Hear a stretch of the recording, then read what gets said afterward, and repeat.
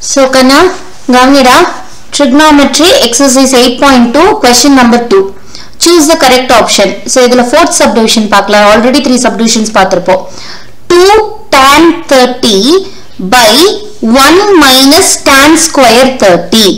So inga ungaloda values எது ரிலேட்டடா இருக்குன்னு பாத்தீங்கன்னா tan theta. அப்ப tan theta சம்பந்தப்பட்ட ஸ்பெசிபிக் ஆங்கிள்ஸ் மட்டும் நம்ம இங்க சும்மா எழுதி வச்சுப்போம் நம்மளோட ரெஃபரன்ஸ்க்காக. So tan 0 என்ன 0, tan 30 ஓட வேல்யூ என்ன 1 by root 3, tan 45 and tan 60 இந்த ரெண்டு வேல்யூஸ் எப்படி வரும்? ஃபர்ஸ்ட் அடுத்து நியூமரேட்டர்ல இருக்கிற இந்த 1 tan 45 க்கு, டினாமினேட்டர்ல இருக்கிற இந்த root 3 tan 60 க்கு. சோ சும்மா ஒரு ஹிண்ட் மாதிரி, ஓகேவா? இது வந்து லாஜிக்கா எல்லாம் பார்க்க வேண்டாம், ஜஸ்ட் உங்க ஹிண்ட்காக நான் சொல்றேன். tan 30 அப்படினா 1 by root 3 ன்றது வேல்யூ. இந்த டெரிவேஷன் வீடியோஸ்லாம் நான் போட்டுருப்பேன், ஓகேவா? ஆல்ரெடி போஸ்ட் பண்ணிருக்கேன். சோ tan 45 tan 60 அப்படினு அடுத்து வரப்ப இந்த 1 by root 3 1 and root 3 செப்பரேட்டா நீங்க எழுதுற மாதிரி இருக்கும். tan 90 வேல்யூ நமக்கு not defined அப்படினு வரும். கரெக்ட்டா? சோ அப்ப இந்த வேல்யூஸ் இப்ப ரெஃபரன்ஸ்க்கு வச்சு நம்ம இங்க சப்ஸ்டிடியூஷன் பண்ணலாம்டா. சோ என்ன சப்ஸ்டிடியூட் பண்ணோம்? 2 tan 30. அப்ப 2 into tan 30 ன்னு அர்த்தம், which means 2 into tan 30 உடைய வேல்யூ என்ன? tan 30 உடைய வேல்யூ 1 by root 3.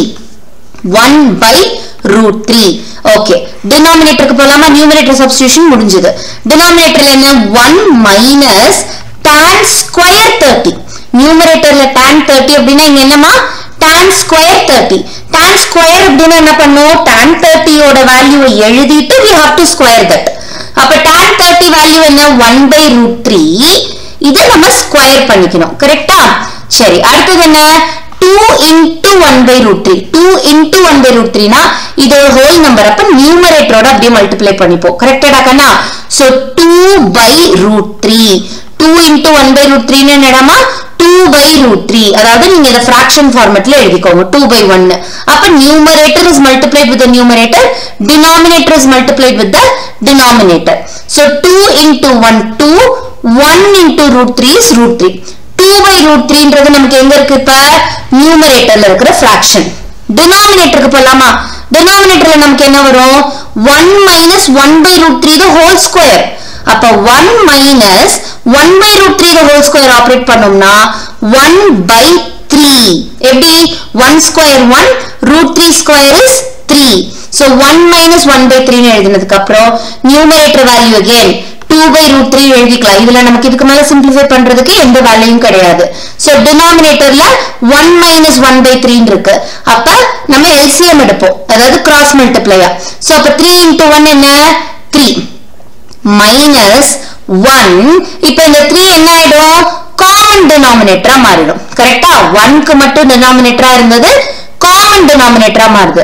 அப்ப by 3. ஓகேவாடாமா? சோ அப்ப 2 by root 3 by டினாமினேட்டர்ல உங்களுக்கு என்ன இருக்கு? 3 minus 1 by 3. நியூமரேட்டர்ல 3 minus 1 இருக்கு, denominator is a common denominator 3. அப்ப 3 minus 1 என்ன 2, 2 by 3 ன்றது இருக்குது. சோ இது என்னது? fraction division. நியூமரேட்டர்ல ஒரு fraction, டினாமினேட்டர்ல ஒரு fraction. fraction divisionனா என்ன பண்ணனும்? அப்படியே நம்ம ரெசிப்ரோக்கலா கன்வர்ட் பண்ணி மல்டிப்ளை பண்ணுவோம். which means நியூமரேட்டர்ல இருக்கிறது 2 by root 3 into டினாமினேட்டர்ல இருக்கிற இந்த fraction. டினாமினேட்டர்ல இருக்கக்கூடிய இந்த fraction என்ன ஆகணும்? நியூமரேட்டருக்கு வரப்ப மல்டிப்ளிகேஷன் ஆகி மேல வரப்ப ரெசிப்ரோக்கலா வரணும், தலைகீழா வரணும், இன்வர்ஸா வரும். I mean reciprocal. ஓகேவா? சோ மல்டிப்ளிகேட்டிவ் இன்வர்ஸ் அப்படினுவோம். அப்ப 3 by 2 என்னடா கண்ணா?